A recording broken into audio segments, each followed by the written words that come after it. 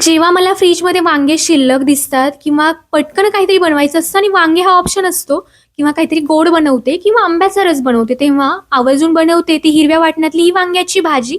तर hi guys, मी आहे नूतन आणि आपल्या आणखी एका नवीन व्हिडिओमध्ये तुमचं खूप सारं स्वागत. तर आज मी तुमच्याशी ही हिरव्या वाटणातली वांग्याची भाजी शेअर करणार आहे. परवाही मी रस बनवला होता तेव्हा ही वांग्याची भाजी बनवली होती.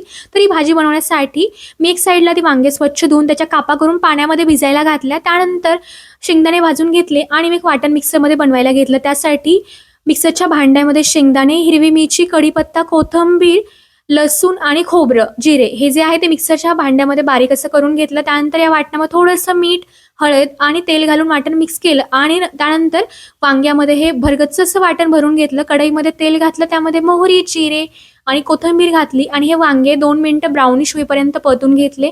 त्यानंतर थोडंसं मीठ घातलं, राहिलेलं वाटण यामध्ये घातलं, झाकण ठेवून 5 मिनिटं एक वाफ काढली आणि त्यानंतर यामध्ये पाणी घालून घेतलं. 15 मिनिटं वांग्याची भाजी शिजू दिली आणि मग एक छान अशी माझी वांग्याची भाजी, खूप घट्ट नाही, खूप पातळ नाही, अशी अंगापुरता रस्सा, माझ्या आईच्या भाषेत सांगायचं झालं तर अशी हिरव्या वाटणातली माझी वांग्याची भाजी तयार झाली होती. तर तुम्ही ही वांग्याप्रेमी असाल तर एकदा अशी भाजी नक्की ट्राय करा.